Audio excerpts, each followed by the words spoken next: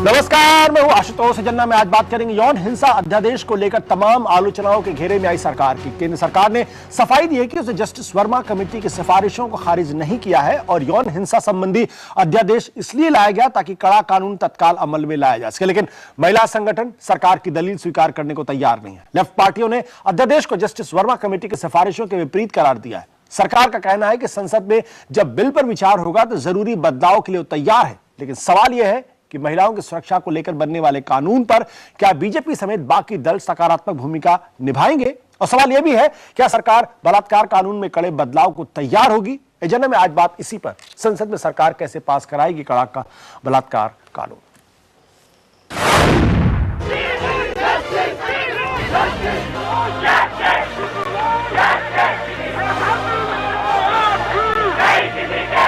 देश का गुस्सा फूटा तो सिस्टम हरकत में आया। दिल्ली गैंगरेप कांड के महीने भर के अंदर जस्टिस वर्मा कमेटी ने सिफारिशें पेश कर दी। सरकार ने फुर्ती दिखाई और बजट सत्र में बिल पास कराने से पहले यौन हिंसा अध्यादेश लागू कर दिया। लेकिन क्या यह अध्यादेश जनाक्रोश की कसौटी पर खरा उतरता है? तमाम महिला संगठनों का कहना है कि अध्यादेश में जस्टिस वर्मा कमेटी की कई सिफारिशों को नहीं शामिल किया गया। आलोचना से घिरी सरकार सफाई दे रही है कि अध्यादेश का इंतजाम फौरी है और जस्टिस वर्मा की सिफारिशों को नकारा नहीं गया है।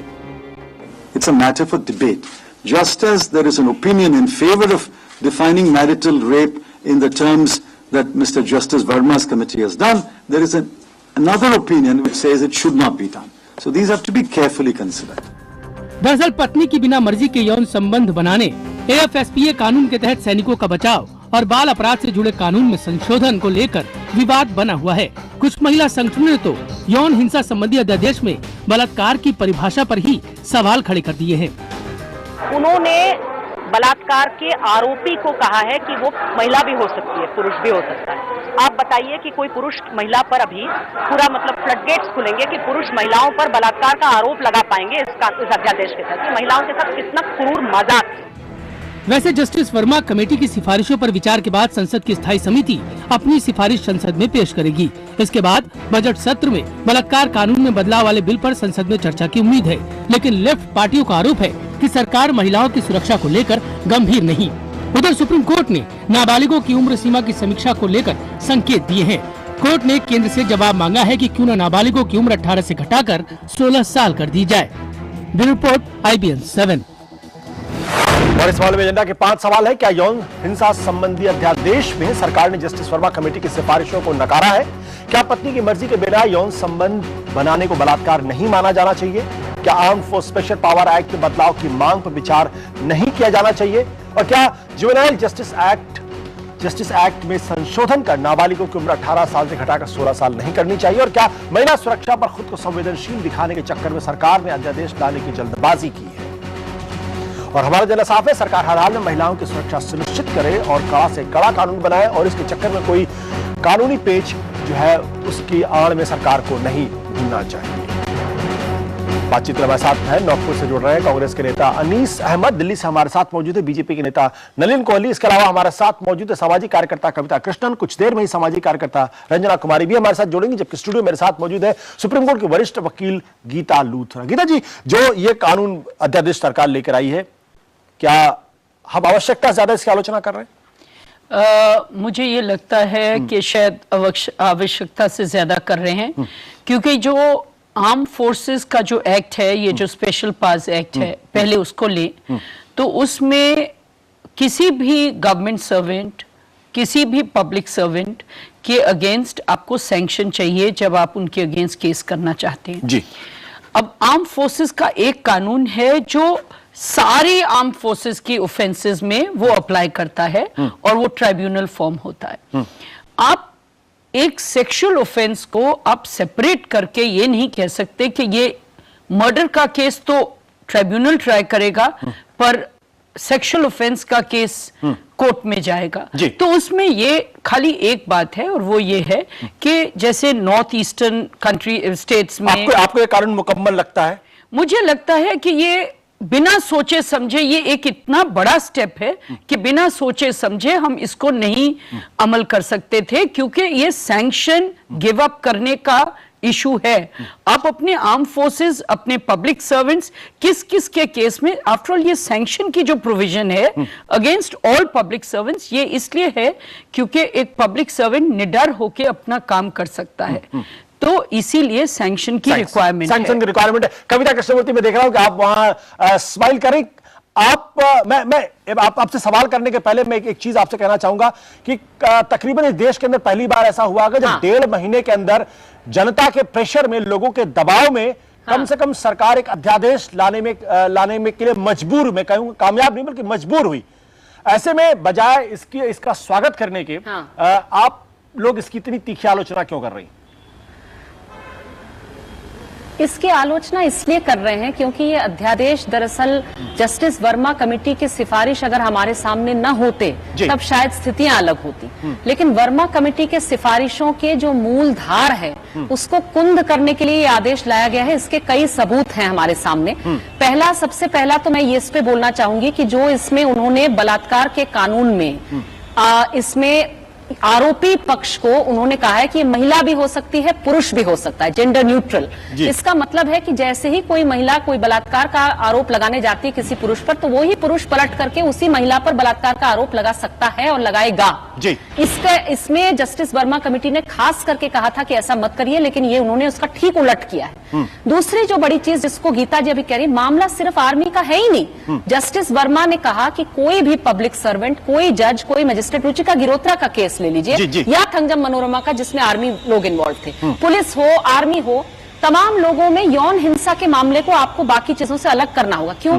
क्योंकि संभवतः अगर आप वर्दी पहने हैं तो आपको in the course of your duty शायद आपको गोली चलानी पड़े, शायद आपको हत्या करनी पड़े, लेकिन आपको बलात्कार करना पड़ेगा ये तो कोई नहीं मान सकता, और इसकी इजाजत आपको, इसके लिए आपको प्रोटेक्शन नहीं मिल सकती। इसीलिए इसको अलग करने के लिए, और सिर्फ आर्मी के लिए हटाने के लिए कहा नहीं जस्टिस वर्मा ने। आप प्लीज आफ्स्पा के मामले को अलग मत करिए। सरकार की कोशिश है कि पूरी बहस को आफ्स्पा पर बहस बना दें। बात आफ्स्पा पर बहस की है ही नहीं। बात यह है कि सारे पब्लिक सर्वेंट्स, जजेस, मैजिस्ट्रेट्स और आर्मी ऑफिसर्स के लिए सैंक्शन की प्रोविजन हटाने की बात की है। और उस जस्टिस वर्मा ने क्यों? क्योंकि उन्होंने कहा है कि अगर इसमें कहीं कोई ये आरोप फर्जी है कि असली है, ये सरकार क्यों तय करेगी? सरकार अपने ही लोगों के बारे में क्यों तय करेगी? ये कोर्ट तय करे कि आरोप सही है, गलत है, क्या है। ये बात है। दूसरे, इसमें बहुत सारे और भी बहुत बड़ी समस्याएं हैं, जैसे 16 साल और 18 साल के बीच के उम्र के जो यंग युवतियां हैं और युवा हैं, बच्चियां हैं, बच्चे हैं, ये आपस में दोस्तियां करते हैं। और इस मामलों में हम लोग जानते हैं कि बहुत लोग इन दोस्तियों में थोड़ा बहुत यौन संबंध भी बहुत नेचुरल होता है। सेक्सुअल एक्सपेरिमेंटेशन उस एज में, टीनेज एज में कभी कभी हो जाती है। उसमें जो है इस कानून के तहत ये सब ऑटोमेटिकली बलात्कार हो जाएगा। इसका मतलब ये है कि हमारे देश के जो खाप पंचायत हैं, जो मॉरल पुलिसिंग की ब्रिगेड्स हैं, जो खफा नाराज माँ बाप हैं, वो एकदम मासूम लड़कों पर बलात्कार का आरोप लगा पाएंगे सिर्फ इसलिए कि उनका गुनाह यह होगा कि उन्होंने लड़कियों से, अपनी हम उम्र की लड़कियों से दोस्ती की। ऐसे तमाम दोस्तों पर बलात्कार के आरोप लगने लगेंगे। ये कुछ इसमें बड़ी बड़ी समस्याएं हैं, और भी ढेर सारी बड़ी समस्याएं हैं। अगर वक्त हो मैं बताऊं आपको। बिल्कुल, अभी आपके पास बहुत वक्त होगा। कविता अभी हमारा पूरी बहस लंबे समय तक चलेगी, इसलिए आपके पास बहुत वक्त होगा। लेकिन रंजना जी, जो इस देश के बारे में लगातार कहा जाता था कि यहाँ की सरकारें, यहाँ का एडमिनिस्ट्रेशन सोता रहता है, वो जगता नहीं है। और अगर उसने 1.5 महीने के अंदर अगर लोगों का जो तमाम गुस्सा था उसको देखते हुए एक अध्यादेश लेकर आए हैं जिसको संसद का मुंह देखना है, और वहां पर इस कानून के अंदर बदलाव हो सकते हैं, तो अभी से इसका विरोध क्यों? और है महिला के साथ क्या देखिए आशुतोष, कविता अपनी बात, कविता I'll come back to you Ranjana जी आप बोलिए। हाँ, मैं आशुतोष, सबसे बड़ी बात तो ये है कि इस ऑर्डिनेंस के जरिए एक बात तो निश्चित तौर पर साफ साफ देश भर में जानी चाहिए कि जो बलात्कारी हैं, जो अभी तक समझते थे कि वो खाली छेड़छाड़ कर रहे हैं, अब वो सब कुछ गंभीर अपराध के दायरे में आ गया और 20 साल से लेकर के जिंदगी के आखिरी दिन तक जेल में सड़ना पड़ेगा और सजा मिलेगी। तो ये तो सब लोग को जानकारी देश में हो जानी चाहिए कि इस ऑर्डिनेंस के जरिए ये बात स्पष्ट रूप से सजा के दायरे में आ गई कि अगर आप कुछ भी एसिड अटैक का मामला जैसे है, जिस तरह से ल्यूड रिमार्क करने का है, तो ये सब कुछ बातें, मतलब ये कि सजा कड़ी है और सजा पूरी जिंदगी के लिए सजा होगी। तो ये एक संदेश चला गया है देश के अंदर और इसको हम लोग भी दोबारा दोहरा रहे हैं। लेकिन जो अध्यादेश है थोड़ा अफरा तफरी में आया है, बिना सोच विचार करवाए गए आया है, तो इसकी वजह से चिंता ये है कि कहीं ऐसा ना हो कि पूरी वर्मा कमीशन की जो रिपोर्ट है, जिसके 3 अलग अलग हिस्सों में हम जिसको देख सकते हैं, उसकी भावना को कहीं ये डिफ्लेक्ट ना कर दें और कहीं ऐसा ना हो कि सिर्फ रेप की डेफिनेशन बदल दी या उन्होंने कानून को कड़ा कर दिया, सजा का प्रावधान कड़ा कर दिया, तो जो बाकी मुख्य मुद्दे हैं उनसे कहीं बात ना भटक जाए। और दूसरी बात, जो जेंडर न्यूट्रलिटी की बात है उसके खिलाफ हम लोग पहले दिन से हैं और आज भी हैं और आगे भी हम उसका विरोध करेंगे, क्योंकि रेप एक जेंडर स्पेसिफिक क्राइम है और उसको सिर्फ उसी दायरे में देखा जाना चाहिए। तो ये भी एक भारी गलती इस ऑर्डिनेंस में हो गई है। लेकिन साथ साथ में हम ये भी कहना चाहेंगे कि जो वर्मा कमीशन की मूल भावना थी उसमें इम्प्लीमेंटेशन की मशीनरी को दुरुस्त करने की बात आई थी, उसमें गवर्नेंस की बात आई है, उसमें बात आई है पुलिस रिफॉर्म की बात आई है। तो जब तक वो पूरी रिपोर्ट को कॉम्प्रिहेंसिव ढंग से डिस्कस करके और हर बात को कबूल नहीं किया जाएगा, माना नहीं जाएगा, तब तक कानून तो पहले भी था। 7 साल की सजा होती थी तो 2 साल की देते थे, 3 साल की देते थे, छूट जाते थे। तो अब कम से कम सजा का प्रावधान कड़ा हो गया। लेकिन अगर आपने इम्प्लीमेंटेशन मशीनरी को दुरुस्त नहीं किया तो फिर ये वही होगा कि कानून तो बड़ा अच्छा बन जाएगा, कड़ा बन जाएगा, कानून में डेफिनेशन भी सही डाल दी गई, लेकिन कानून इम्प्लीमेंट नहीं हो पाएगा। यही गलती हर बार होती है और कहीं ऑर्डिनेंस ला करके देश भुलावे में न चला जाए कि बहुत कड़ा सा। रंजना, जो सवाल आप खड़े करें, नहीं, वो सवाल बड़ा महत्वपूर्ण है, क्योंकि सरकार की तरफ से जो कानून आया हुआ है, इस कानून में जो बहुत बुनियादी कुछ दूसरी चीजें थी उसके कुछ हिस्सों को खाली लिया गया और बाकी हिस्से इसमें छोड़ दिए गए हैं। क्या सरकार जो है सिर्फ लोगों को दिखाना चाहती थी कि नहीं, इस तरीके से हम बहुत जागरूक हैं, लोगों के गुस्से को हम समझते हैं, इसलिए कानून लेके आया गया है, या बाकी चीजों को इस कानून में लाने के पहले बहुत बड़े स्तर पर बदलाव की जरूरत जो अभी संभव नहीं है?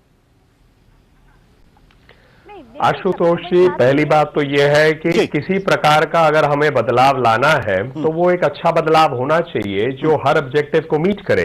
आज किया हुआ काम से कुछ होता नहीं है।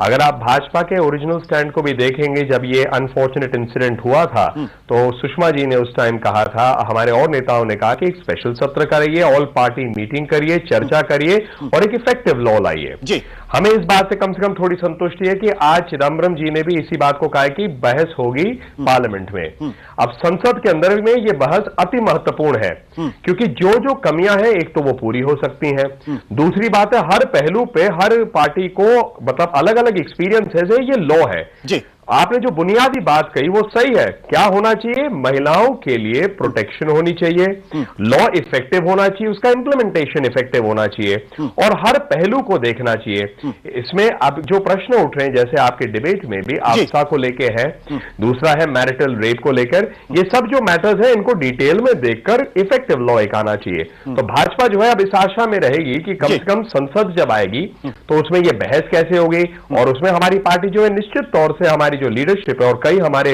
वरिष्ठ नेता है जो मतलब जैसे अरुण जेटली जी हो गए, सुषमा जी हो गए, रवि जी हो गए, वकील है और इन लोगों की एक्सपीरियंस है जो हम आशा करते हैं कि वो सब पॉइंट जो है आएगी पार्टी की तरफ। मतलब बीजेपी इन तमाम मुद्दों को उठाएगी और ये कोशिश करेगी कि जो अध्यादेश है वो कानून में तब्दील वो जब संसद के सामने जाए तो बहुत मजबूत और बहुत व्यापक स्तर पर उसमें हो। अनिल जी, मैं जानबूझ के मैं आपके पास देर से आया, उसका कारण यह था क्योंकि मैं जानना चाहता था हमारे जो तमाम पैनलिस्ट हैं वो कम से कम अपनी बात रख सके ताकि आप उसका पुष्ट तौर पर जवाब दें। जो सवाल कविता ने उठाया, कविता ने साफ तौर पर कहा कि भाई जो महिला या पुरुष की जो बात है कि आपने बलात्कार के कानून को में पुरुषों को भी डाल दिया, मैरिटल रेप की बात है, जो आर्म फोर्सेस की बात है, इसको अलग रखने की क्या जरूरत थी? क्यों नहीं उस पर एक व्यापक दृष्टि रखी जाती और उसको अगर महिला स्पेसिफिक बना के किया जाता? अनिल जी, मेरा सवाल आपसे है।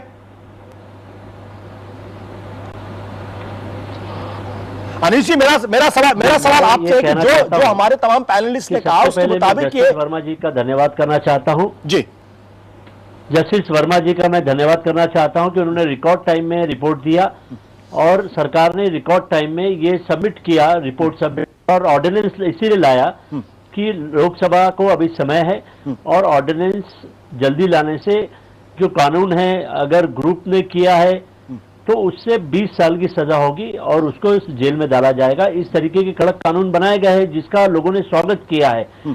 जब 19-20 रहा है तो हमें पूरा विश्वास है कि आने वाले समय पर जो बजट लोकसभा का शुरू होगा, सेशन शुरू होगा, उस सेशन के अंदर में ये सारी बातें चर्चा होगी। आपने जो 4-5 चीजें एजेंडे में लाई है, उस एजेंडा में सभी लोग उसमें चर्चा करेंगे और अच्छा कानून बनेगा। और इसमें आपने मार्शल के बारे में कहा है, उसमें आपने अफसा के बारे में कहा है, तो उस बारे में भी चर्चा होगी और हाईएस्ट लेवल पर होगी और सभी पार्टी के लोग। बट अनिल जी, क्या आप ये नहीं मानते कि जल्दबाजी में लाया गया कानून है ये जल्दबाजी में लाया गया कानून है ताकि जनता को दिखाने का मौका मिले कि हम जो है, हम लोगों का जो गुस्से उसको रिफ्लेक्ट कर रहे हैं, उसको समझ रहे हैं, उसके हिसाब से हम ला रहे कानून?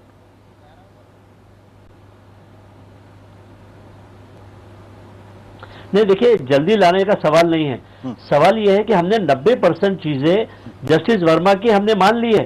90% जस्टिस वर्मा जी की जो मान गई है उसका ऑर्डिनेंस निकल गया है। राष्ट्रपति जी ने भी उसे मोहर लगा के उसे मंजूरी दे दी है और अब ये कानून बन चुका है। अब कानून बनने के बाद में 90% जस्टिस वर्मा जी की बातें मानने के बाद में वो कानून लागू हो गया पूरे हिंदुस्तान के अंदर में। अब सजा शुरू हो जाएगी। जो अनिल जी, माफ करिएगा, 90% तो बिल्कुल नहीं, मुझे लगता है 20% की बात मानी गई होती, 20% के आसपास बात मानी गई। जैसे कि जो पुलिस रिफॉर्म की बात है, जुडिशियल रिफॉर्म की बात है, एमपी एमएलए को जो है वो फौरन अगर उनके बलात्कार के आरोप लगते हैं, इस तरह गंभीर आरोप लगते हैं तो चुनाव ना लड़े या अपने पद से इस्तीफा, तमाम ऐसी बहुत सारी चीजें जिसमें नहीं, मैरिटल रेप की बात भी इसमें नहीं। तो आप 90% करें, लेकिन मुझे नहीं लगता 90% से 20 या 25% बात है इसमें।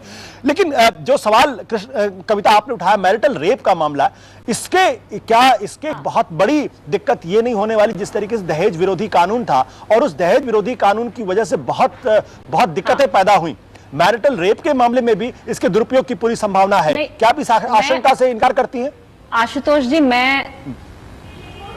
मैं जानती हूं कि अभी भी दहेज में महिलाएं हजारों की संख्या में जिंदा जलाई जा रही हैं आज के तारीख में भी हमारे देश में। इसलिए उसके दुरुपयोग वगैरह की बात मुझे बहुत पचती नहीं। मुझे लगता हर कानून का दुरुपयोग संभवतः हो, इसमें खास करके महिलाएं ही झूठ बोलती हैं ऐसा है नहीं। लेकिन जो मैरिटल रेप का मामला है, आप बताइए, क्या हम सब नहीं जानते कि जहां डोमेस्टिक वायलेंस होती है महिलाएं सालों साल पिटती हैं, बावजूद इसके वो शादी तोड़ती नहीं है। जब पुलिस पहुंच जाती है घर पे तब भी कह देते हैं कि हम कंप्लेंट नहीं कर रहे। ऐसी स्थितियों में कैसे हम इमेजिन करें कि महिलाएं अचानक सारे पति के खिलाफ जो है बहुत सारे बलात्कार के कानून डालने लगेंगी?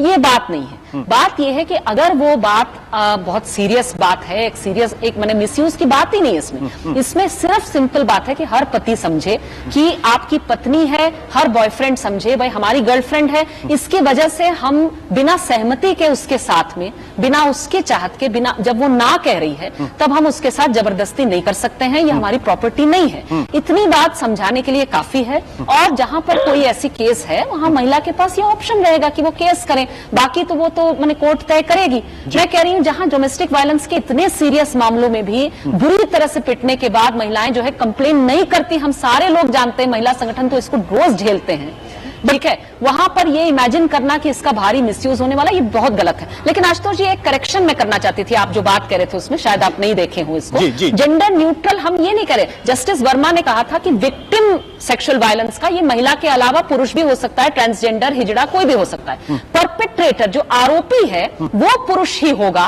आरोपी हमारे देश में, हमारे समाज में महिला होगी बलात्कार की, हमारे दुनिया में ऐसा नहीं है, इसको हम नहीं अलाउ कर सकते हैं, ये बात थी। और यहां पर जो है गलत बात है जहां पर आपने, क्योंकि महिला आरोपी हो सकती है बलात्कार के कानून में, इस चीज को यह अध्यादेश ले आई है। इसका सोचिए कितना भारी मिसयूज होने वाला है। 16 साल 18 साल के बीच की युवा युवतियां हैं, उनके जो यौन संबंधों को बलात्कार कहा जा रहा है उसका कितना मिसयूज होगा, सोचिए। बिल्कुल, कभी जो सवाल आपने खड़े किया, बट रंजना जी आपका ध्यान चाहूंगा। सवाल इस बात को लेकर यह कि मैरिटल सेक्स, मैंने जानबूझ के जो मैरिटल सेक्स की बात को उठाकर रखने की कोशिश किया या मैरिटल रेप की बात उठाने की कोशिश, क्योंकि दहेज कानून के तहत बाद में देखा गया कि इससे बहुत ज्यादा इसका दुरुपयोग होना शुरू हो गया और खामखा गलत आरोप लगने लगे और पूरा का पूरा परिवार उसमें जेल जाने लगा और लोगों की जिंदगी और तबाह होने लगी।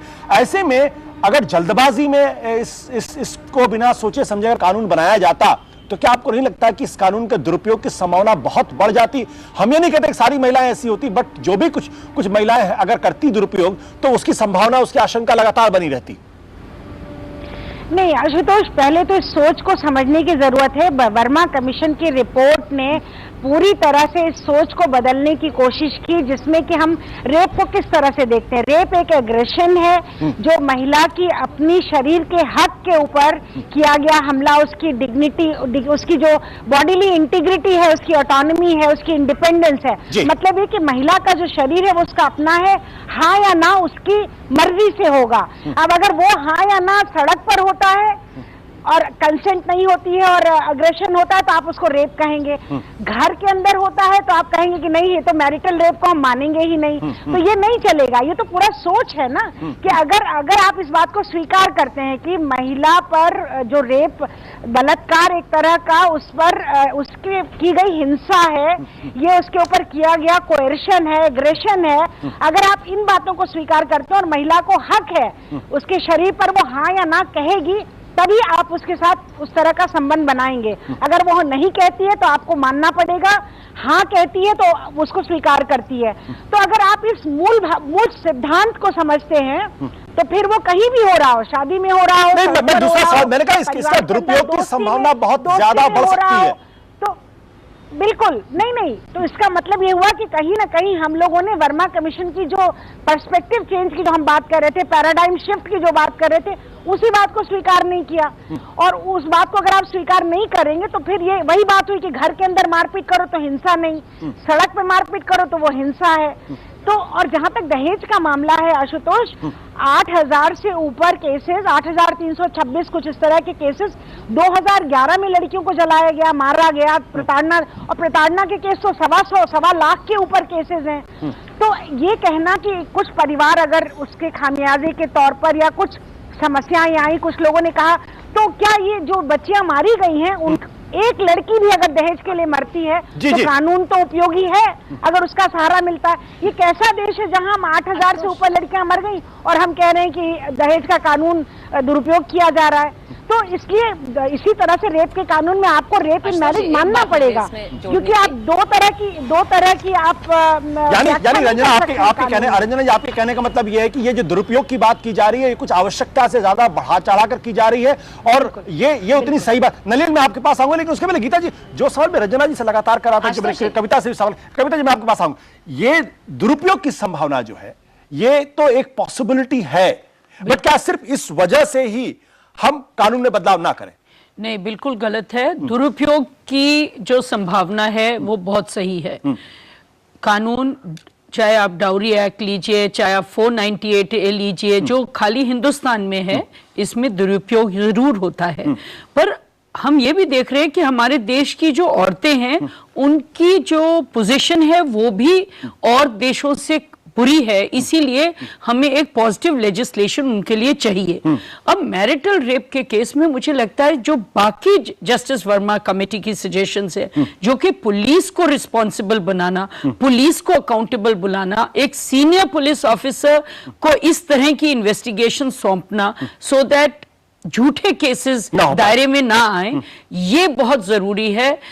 जस्टिस वर्मा की, जैसे इन्होंने कहा कि जस्टिस वर्मा की 90% उनकी जो रिकमेंडेशंस है वो मंजूर हुई, सॉरी 10-20% से नहीं हुई। सबसे इंपॉर्टेंट है पुलिस। जैसे आपकी पुलिस अकाउंटेबल होगी, आपके रेप के केसेस की इन्वेस्टिगेशन बेटर होगी, रेप के ट्रायल्स में कन्विक्शन इंप्रूव होगी, क्योंकि इन्वेस्टिगेशन प्रॉपर और ऑनेस्ट है, तब आपकी डेटरेंस ज्यादा होगी, ना कि कड़े से कड़े सजा लाने के लिए। इसलिए बहुत इंपॉर्टेंट है, मैरिटल रेप ऑफेंस होना चाहिए, पर इसमें प्रोटेक्शन मैकेनिज्म बहुत जरूरी है। क्या प्रोटेक्शन मैकेनिज्म हो सकता है इसमें? एक लॉयर होने के नाते अगर मैं आपसे सवाल कर रहा हूं, सबसे पहले मेरे ख्याल में प्रोटेक्शन मैकेनिज्म ये हो सकता है कि कोई अगर 6 महीने बाद कंप्लेंट कर रहा हो कि मेरे को 6 महीने पहले मैरिटल रेप हुआ था, तो मुझे लगता है ऐसे केस में कम इंपॉर्टेंस देनी चाहिए।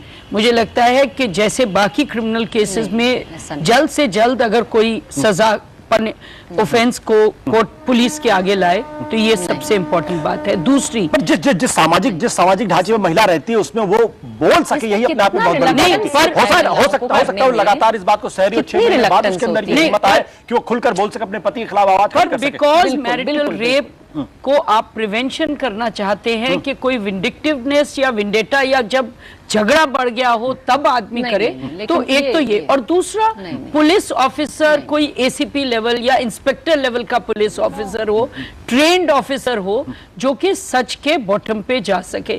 जो सबसे इंपॉर्टेंट है, आप पुलिस को ओवरऑल करें, पुलिस को बेहतर करने की। कविता, मैं आपके पास आ रहा हूं, लेकिन उसके पहले नल, जो सवाल यहां पे खड़ा किया जा रहा है मैरिटल रेप को लेकर, यानी इसका दुरुपयोग हो सकता है, और जैसा कि अभी गीता जी ने कहा, गीता जी कहने का मतलब बिल्कुल साफ है कि 6 महीने बाद अगर आप कंप्लेन करती तो उसको उस तरीके से इंपॉर्टेंस नहीं देनी चाहिए। बट हमारा जो समाज है, जिस तरीके का समाज है, उसमें महिला अपने पति के खिलाफ बोल ले। हमारे आपके घर की बात अलग है, लेकिन जहां छोटे परिवारों की महिलाएं हैं, जहां गरीबी में रहती है, गुर्बत में रहती है, वहां सिर्फ बोलने के लिए, हिम्मत जुटाने के लिए कभी कभी सालों लग जाता है। तो ऐसे में कहां से बीच का रास्ता आना चाहिए? आशुतोष जी, ये इंपॉर्टेंट डिस्कशन है जी। जो बुनियादी बात है जी। वो ये है कि कोई भी क्राइम हो, अभी हम जैसे महिलाओं की बात कर रहे हैं, तो कोई भी क्राइम हो, परपेट्रेटर कोई भी हो, उसकी पनिशमेंट स्पीडीली होनी चाहिए और लॉ इफेक्टिव होना चाहिए, कानून सख्त भी होना चाहिए, इसमें कहीं पर कोई डिबेट नहीं है। दूसरा पहलू जो मैं इस पे बोलना चाहता हूं, जो मिसयूज है, मर्डर लॉ का भी तो मिसयूज हो सकता है, फॉल्स केस का।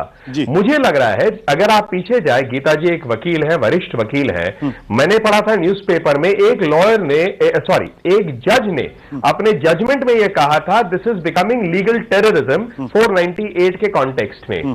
तो इसका यह मतलब नहीं है कि हम लॉ को डाइल्यूट करके इनइफेक्टिव कर दे, जिससे जो महिलाओं की प्रताड़ना हो रही है वो कम, मतलब हम उसको अवसर ना दे कंप्लेंट करने का। यहां पर जो मूल बात है वो ये है कि हमें फॉल्स केसेस के लिए एक स्पेसिफिक पॉइंट ले आना चाहिए कि भाई अगर आप फॉल्स केस कर रहे हैं, एविडेंस निकलता है, तो आप उसे स्ट्रांगली करिए, क्योंकि जब फॉल्स केस फाइल होता है, पुलिस का समय वेस्ट हो रहा है, कोर्ट का समय वेस्ट हो रहा है, हमारे पास वैसे ही कोर्ट और स्पीडी जस्टिस के लिए ओवरबर्डन्ड है केसेस से। तो किसी भी टाइप का अगर फॉल्स केस हो रहा है तो end of the day society भी तो सफर कर रही है, और आप कानून पर प्रश्न उठा रहे हैं जो गलत है। तो कानून इफेक्टिव होना चाहिए, स्ट्रांग होना चाहिए, सख्त होना चाहिए, लेकिन अगर उसका मिसयूज हो रहा है, उतना ही कड़ा और सख्त उसका प्रावधान होना चाहिए कि आप मिसयूज नहीं करें। जैसे आपने बात कही वो सही है कि एक महिला जो होगी, मे बी रूरल बैकग्राउंड की हो, वो महिला शायद सालों के लिए मुंह ना खोले। ये भी फैक्ट है हमारे देश में, डाउरी के एक्चुअल केसेस होते हैं, हैरेसमेंट होती है, महिलाओं को तंग किया जाता है, लेकिन उतना ही सत्य है इसका मिसयूज भी होता है। तो मिसयूज के प्रोविजंस को आप टाइट कर देंगे, कानून सख्त रहेगा, तो मुझे लगता है बीच का रास्ता वो सबके लिए बढ़िया रहेगा। गीता जी, क्या वाकई मिसयूज का प्रोविजन होना चाहिए? अगर कोई मिसयूज करता है उसके खिलाफ कार्रवाई होनी चाहिए? मैं कह रही हूँ मिसयूज के provisions in general for all laws आपके पास है। You have a way to, बिल्कुल है, प्रावधान है, बिल्कुल प्रावधान है। गीता जी भी ठीक कह रही हैं, मेरे ख्याल से प्रावधान है पहले से, बिल्कुल। तो इसमें जो है ये प्रावधान हर कानून के लिए है, अलग से महिला संबंधी कानूनों के में अलग से आप कानून में ही घुसा दीजिए, इसके तो मैं विरोध में हूँ। लेकिन आशुतोष जी, मैं थोड़ा सा बहस में एक और बात लाना चाहती थी। मैंने कहा कुछ ठोस केसेस को देखिए, रुचिका गिरोत्रा केस को देखिए, चाहे रूपम पाठक या गीतिका शर्मा केस को देखिए, या थंजम मनोरमा का जो केस था, जो मणिपुर वाला, जिसमें महिलाएं जो है नग्न होकर के प्रदर्शन की थी, उस मामले को देखिए, जिसमें आज तक 2004 से लेकर अब तक कोई न्याय नहीं मिल पाया। अभी जो सोनी सोरी का मामला है छत्तीसगढ़ में, उसको देखिए। इनमें से किसी एक केस में भी क्या ये अध्यादेश हमें न्याय लाने में मदद करेगा? मैं मानती हूं कि जब तक आप जो है आप ये सैंक्शन प्रोविजन रखेंगे तो कतई नहीं करेगा। पॉलिटिशियंस के लिए जो प्रोविजंस इन्होंने कहा जस्टिस वर्मा, मैं तो अवाक हूं कि ये कह रहे हैं हमने 90% मान लिया, तो 10% भी नहीं माने हैं। जितनी मूल चीजें, खास करके जो पावरफुल बलात्कारी हैं, उनको बचाने वाले जितने प्रावधान है, सबको बड़े ध्यान से बनाए रखा है। ऊपर से एक बात मैं कहूं, पुलिस वालों के लिए जो FIR दर्ज नहीं करते, जो इन्वेस्टिगेशन ठीक से नहीं करते, जो एविडेंस के साथ छेड़छाड़ करते हैं वगैरह वगैरह, इसके लिए जस्टिस वर्मा ने कहा कि 5 साल तक की सजा रखिए ताकि पुलिस वाला डरे। इसको इन्होंने 1 साल कर दिया है, एकदम दिखाने के लिए कि चलिए कुछ एक टोकन हम रखेंगे, लेकिन इसको कोई सीरियस प्रोविजन हम नहीं मानेंगे। For a police officer to violate the law, सोचिए वो कितनी बड़ी चीज है, लेकिन उसके लिए उन्होंने हल्का कर दिया। कस्टोडियल जो पुलिस हिरासत में बलात्कार होती है, उसमें जो बात है कि अगर पुलिस थाने में बलात्कार होगा तो क्या ये मुमकिन है मानना कि सीनियर ऑफिसर को पता नहीं था कि क्या हो रहा थाने में? इसमें अगर सीनियर ऑफिसर पर कार्रवाई की बात है, कमांड रिस्पॉन्सिबिलिटी का एक इंटरनेशनल रोम स्टैट्यूट के तहत of international criminal code, this is an international principle custodial या कॉन्फ्लिक्ट एरियाज के मामलों में, इसको इन्होंने नहीं रखा क्योंकि ये बचा रहे हैं बड़े लोगों को जो इस तरह की चीजों को कराते हैं। तो ये जो ठोस मामले, इनमें से किसी एक भी मामले में न्याय, sorry Kavita, there is custodial rape बहुत सीरियस ऑफेंस है। कस्टोडियल रेप कमांड रिस्पॉन्सिबिलिटी, हाँ गीता, कमांड रिस्पॉन्सिबिलिटी। देखो कविता, इसमें दो इश्यूज आते हैं, सॉरी दो इश्यूज आते हैं। एक कि वाइकेरियस लाइबिलिटी क्रिमिनल लॉ नहीं पहचानता, इसीलिए अगर आप ये ऑर्डिनेंस की डिस्कशन देखें तो वो ये था कि वाइकेरियस लाइबिलिटी क्योंकि क्रिमिनल लॉ में नहीं होती, इसलिए उन्होंने ये अमेंडमेंट करी है जस्टिस JS वर्मा की। पर दूसरी बात है कस्टोडियल रेप की, कॉन्फ्लिक्ट एरियाज में और कस्टोडियल सिचुएशंस में है। सुनो, कस्टोडियल रेप बिल्कुल बरकरार रखा है। केस लाइक सोनी सोरी देखिए, नहीं सोनी सोरी जैसे केस में देखिए जहां पर अंकित गर्ग जैसा एसपी संभवतः वो अपने हाथ से न किया हो, उन्होंने अपने जूनियर ऑफिसर से आदेश दिला करके यौन टॉर्चर करवाया एक आदिवासी महिला का, और इसके मेडिकल एविडेंस है, सब कुछ है, बावजूद इसके आज कुछ नहीं हुआ। और वो जो पुलिस अफसर है, जो एसपी है, उसको गैलेंट्री अवार्ड मिली हुई है। बताइए इसमें अध्यादेश क्या करेगा? हम कह रहे कमांड, ये थोड़ी कहा जा रहा है कि कोई वाइकेरियस रिस्पॉन्सिबिलिटी तब होता अगर कोई आर्मी ऑफिसर पोस्टेड है मणिपुर में, दिल्ली में आकर के बलात्कार करता है उसके सीनियर ऑफिसर। कविता, इसमें अबेटमेंट का ऑफेंस है। आपकी हिरासत में, कविता मैं इस पूरी बातचीत पे, कविता में इस पूरी बातचीत में रंजना जी को जोड़ना चाहूंगा। रंजना जी, ये जो पूरी डिबेट है, क्या ये पूरी डिबेट अपने आप में अभी अधूरी है क्या? रंजना, निश्चित तौर पर और कृपा करके ये ना कहें कि 90% मान लिया गया, माना गया है कुल 20%, और उसमें सिर्फ कानून में परिवर्तन किया गया है। जो CRPC, IPC, एविडेंस एक्ट, तमाम तरह के सुझाव है, अभी उनमें भी बहुत सारी बातों को लाना बाकी है। जैसा कि कविता ने भी इंगित किया, हम सब लोगों ने उसको ठीक से देखा है। लेकिन सबसे बड़ी चुनौती ये है कि जो लोग कानून बनाने के लिए संसद में बैठे हैं, विधायिकाओं में बैठे हैं, आप उनके खिलाफ क्या करने जा रहे हैं? अगर 37 लोग संसद में बैठे हैं, 320 लोग पूरे देश के अंदर बैठे हैं, तो क्या यही संसद जहां ये बैठे हैं वो अपने खिलाफ कोई कानून बनाएगी क्या? ये सबसे बड़ी चुनौती है, और ये चुनौती वर्मा जी कमीशन में पूरी तरह से संसद के सामने दी गई है, और आज इस पर बातचीत करने के लिए कोई तैयार नहीं है। सब लोग ऑर्डिनेंस ला करके, कानून में परिवर्तन करके, सजा का प्रावधान बढ़ा करके देश को कन्विंस करने की कोशिश कर रहे हैं कि बहुत बड़ा हमने परिवर्तन कर दिया। अभी तो परिवर्तन देखना बाकी है। बिल्कुल, मुझे लगता है परिवर्तन की छोटी सी शुरुआत हुई। लेकिन अनीस अहमद जी, जो आपने देखा कि हमारी जो पैनलिस्ट है, उन्हें बहुत नाराजगी और गुस्सा इस बात को लेके कहीं ना कहीं आधा अधूरा काम हुआ है, और कहीं ना कहीं लोगों को खुश करने के लिए एक लॉलीपॉप पकड़ाने का काम किया गया है। इस पूरे मसले में अगर आप देखें तो जो असल लड़ाई है वो पुलिस रिफॉर्म की लड़ाई है, जुडिशियल रिफॉर्म की लड़ाई है, और जो संसद के अंदर है, संसद के बाहर जो विधायिकाएं हैं, वहां पे उन तमाम लोगों को जिनके ऊपर बलात्कार के आरोप लगे हुए, जिनके ऊपर यौन शोषण के आरोप लगे हुए, उनके खिलाफ कार्रवाई की कहीं किसी तरीके से कोई बात नहीं की गई है। जब तक आप जो बड़े बड़े अधिकारी हैं उनको इस कानून के कटघरे में नहीं घसीटेंगे, जब तक MP MLAs के दिल में डर नहीं बैठेगा, तब तक इस कानून का कोई मतलब है नहीं दरअसल। तो क्या यह आरोप सही है कि सिर्फ लोगों को खुश करने के लिए, लॉलीपॉप देने के लिए यह कानून लाएगा? अनीस अहमद जी, बताऊंगा कि आप इसका आपका रिस्पॉन्स करें।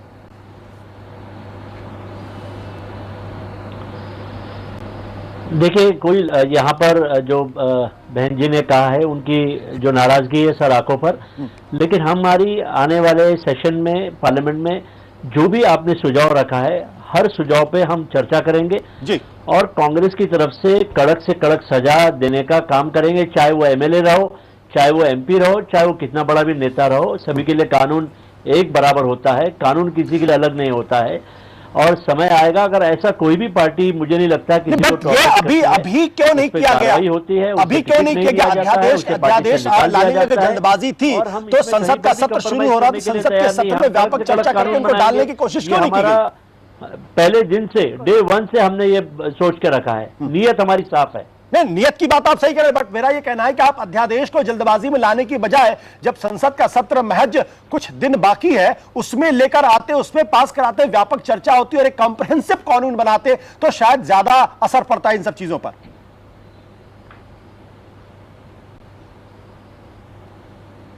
बिल्कुल असर पड़ेगा, ऑर्डिनेंस का भी असर पड़ेगा। ऑर्डिनेंस इसलिए लाया गया है क्योंकि पूरे देश चला रहा था कि नए कानून आने चाहिए जल्दी से, रिपोर्ट को क्यों नहीं लागू कर रहे।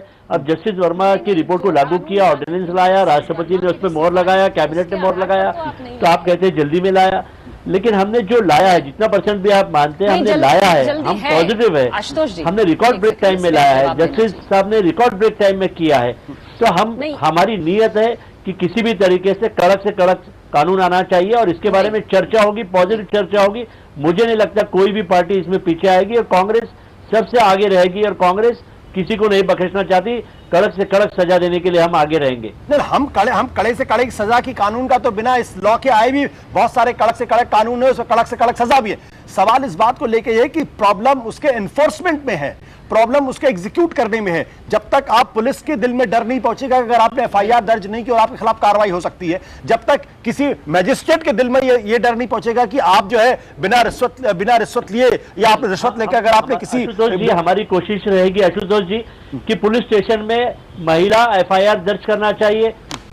पुलिस में महिला ने एफआईआर दर्ज करने के बाद महिला ने लेनी चाहिए। ये सारे महिलाओं पुलिस के माध्यम से होने चाहिए। जुडिशरी में भी जज की जगह पर महिला जज बैठकर उस पर निर्णय लेना चाहिए ताकि उस महिला जो कंप्लेंट करने आई है उसको कहीं पर भी डर नहीं होना चाहिए। हम महिला को कंप्लेंट करेंगे तो बहुत अच्छे तरीके से बात होगी। और हम जुडिशियल रिफॉर्म्स भी लाना चाहते हैं और पुलिस के रिफॉर्म्स भी लाना चाहते हैं। हर तरीके की हम रिफॉर्म्स लाएंगे, रेवोल्यूशनरी रिफॉर्म्स लाएंगे, ये हमारा वादा है। कविता जी मैं आपके पास आ रहा हूं, लेकिन नलिन आप कुछ पॉइंट रेज करना चाह रहे हैं। मैं एक प्रिंसिपल अपोजिशन पार्टी होने के नाते और जो सत्ता में आने का ख्वाब देख रही है, क्या ये अपने आप में बिना पुलिस रिफॉर्म के, बिना जुडिशियल रिफॉर्म के, बिना एमपी एमएलए के खिलाफ कार्रवाई के प्रोविजन डाले, इस तरीके के कानून का कोई मतलब नहीं है? जिसे बिग पिक्चर कहते हैं आशुतोष जी, मैं उसी पे एक पॉइंट लाना चाहता था जी। इसको एक रूप से आप ये देखिए कि स्टार्टिंग पॉइंट पुलिस रिफॉर्म है। अगर आप पुलिस रिफॉर्म नहीं करेंगे तो मतलब ऑटोमेटिकली कई चीजें रह जाएंगी, क्योंकि it basically comes down to investigation. एक उदाहरण के हिसाब से आप देखिए, हमारे स्टेटों में फर्क है। दिल्ली, चंडीगढ़ दोनों जो है यूनियन टेरिटरी, दोनों जो है होम मिनिस्ट्री के अंडर आती हैं, लेकिन दोनों के पुलिस स्ट्रक्चर में वेज डिफरेंस है, फैसिलिटी डिफरेंस है। जो अभी रंजना जी कह रही थी 13 जज है, हमारे पॉपुलेशन के हिसाब से यूएसए को आप देखेंगे तो 75 जज है बाय द सेम स्टैंडर्ड, वहां पॉपुलेशन 1/3 है। तो ऐसे कई चीजें हैं। जो बात जो आप कह रहे हैं, हर व्यक्ति जो कानून को तोड़े उस पर कड़ी से कड़ी सजा होनी चाहिए, ठहराव से, और एक अच्छे अध्ययन लाने की आवश्यकता है, सोच लाने की। मिसयूज हो रहा है लॉ का, यह भी सत्य है, मतलब इसको हम नकार नहीं सकते। हर रोज मैं कहता हूं एक आम नागरिक की तरह हम पेपर उठाते तो कोई ना कोई उसमें जजमेंट होती है रिलेटेड टू इट, पर इसका मतलब क्या कि कड़े कानून ना बने, ये भी गलत है। एक जनरल प्रोविजन जो लॉ में है, शायद मेरी जानकारी है सेक्शन 211 का, मतलब प्रोसेस इतना स्लो ऑलरेडी है क्रिमिनल, ये आपका सही केस है या गलत है, 5 साल लग गए, 10 लग गए, कि आदमी थक कर कहता है कि हम चाहे फॉल्स भी अगर अक्यूज हुए क्यों पड़े, लेकिन कन्विक्शन भी तो उतनी पुअर है। तो पॉइंट क्या है, स्पीडी जस्टिस आपको चाहिए, गुड इन्वेस्टिगेशन चाहिए और डेटरेंट चाहिए फॉर फॉल्स केसेस। किसी भी टाइप का फॉल्स केस हो, क्यों महिलाओं का, मर्डर का हो, कुछ भी हो, लेकिन जहां फॉल्स केस हुआ, आज के पेपर में कंसेंशुअल सेक्स के केस को रेप बनाया गया है, उस पे आए, लेकिन क्या मतलब रेप नहीं हो रहे, ये भी तो गलत है। तो जहां रेप हो रहा है कड़ी से कड़ी सजा दीजिए, लाइफ सेंटेंस दीजिए, जहां डेथ की आवश्यकता दीजिए। लेकिन हमें लगता है कि थोड़े से शांति से ओवरऑल जो भी हमें करने की जरूरत है सोसाइटी में, वो समय अब आ गया है, इसको और डिले नहीं कर सकते, नहीं तो इस प्रकार की पीड़ा जो है हमें सहते रहना पड़ेगा सोसाइटी। आखिरी शब्द कविता आपसे, कैसे रोकेगा? अब अध्यादेश ऑलरेडी आ चुका है आशुतोष जी, मैं अध्यादेश आ चुका है, महिला संगठनों का इस पर बहुत घोर आपत्ति है। महिला संगठन अब इस मामले को आगे कैसे ले जाएंगे? मैं सिर्फ महिला संगठन नहीं, मैं तो कहूंगी इस आंदोलन में छात्र थे, नौजवान थे, बहुत सारे साधारण लोग थे। हम उन सबसे जुड़ करके कैंपेन चला रहे हैं बेखौफ आजादी के नाम से, और भी ढेर सारे महिला संगठन हैं, सब इसमें लगे हुए हैं रात दिन। हम लोगों ने ये कहा है और हम लोग ये सोच रहे हैं कि फरवरी 21 को पार्लियामेंट का सत्र शुरू हो रहा है, बजट सत्र, तो तब तक हम लोग एक जम करके कैंपेन जस्टिस वर्मा सिफारिशों के पक्ष में लेके जाएंगे और सबसे कहेंगे कि फरवरी 21 को भारी संख्या में, बड़ी संख्या में हम संसद सड़क पर आए और वहां से शुरू करें पार्लियामेंट पर, यानी संसद पर जनता की निगरानी। इस तरह का हम लोग एक विजिल शुरू करें, सारे लोग वहां रहें, बड़ी संख्या में रहें, रोज रहें और संसद को कहें कि हम देख रहे हैं। आपने जस्टिस वर्मा सिफारिशों के आधार पर अगर आप कानून और बाकी जो चेंजेस हैं कानून के अलावा भी, मेडिकल लीगल टेस्ट पर प्रोहिबिशन लाने की बात थी, इस पर मैं बोल नहीं पाई यहाँ पे, इस पर क्या दिक्कत थी ऑर्डिनेंस में इस पर बोलने में, लेकिन ये भी रह गया। पितृसत्ता और हर तरह की सत्ता पर चोट करने वाली किसी भी तरह की चीज को ये अध्यादेश नहीं ले आई है और इसीलिए हम लोग जनता की निगरानी करेंगे, किस भी फॉर्म में करेंगे। हम लोग सबसे बात करेंगे, हम तो चाहेंगे कि सारे लोग आए, बड़ी संख्या में आए और वहां हम दिखाएं। हमने इस आंदोलन को 45 दिन तक अभी जिंदा रखा है, इतने दिन हो गए तब भी ये जिंदा है, तो इसको बिल्कुल मैं मानती हूं, मुझे पूरी उम्मीद और पूरा भरोसा जनता पर है। बिल्कुल, मुझे लगता है कि महत्वपूर्ण सवाल इसी बात को लेकर कि संसद के ऊपर जब तक दबाव नहीं रहेगा, जब तक आपके रिप्रेजेंटेटिव, जब तक उनको इस बात का एहसास नहीं रहेगा कि लोग आपको बहुत गौर से देख रहे हैं, क्योंकि सिर्फ 45 दिन के अंदर सरकार का एक बलात्कार के बाद यौन संबंधी अगर इस तरीके का कानून लेकर आती, यानी सिर्फ 45 दिन के अंदर, ये अपने आप में रिकॉर्ड है। लेकिन ऐसा इसलिए हुआ क्योंकि लोगों का दबाव बहुत ज्यादा था, लोगों का गुस्सा बहुत ज्यादा था, लोग देख रहे हैं कि सरकार इस पर कैसे कार्रवाई करती है। ऐसे में अभी भी इस दबाव को अगर बनाए रखा जाए तो ये कानून अपने आप में अभी अधूरा है और ये अपने आप में पूरी तरीके से कॉम्प्रिहेंसिव तभी होगा जब इसमें कुछ चीजें जो बच गई हैं उसको इसमें जोड़ने की बात की। बहुत बहुत शुक्रिया हमारे सभी मेहमानों इस बातचीत में शामिल होकर। वक्त छोटे से ब्रेक में जाने के पहले आपको बता दें, हमने एक छोटा सवाल अपने दर्शकों से पूछा है, क्या बलात्कार कानून में कड़े बदलाव से बच रही है सरकार? इसका लोगों ने क्या दिया जवाब, आपको बताएंगे ब्रेक के बाद।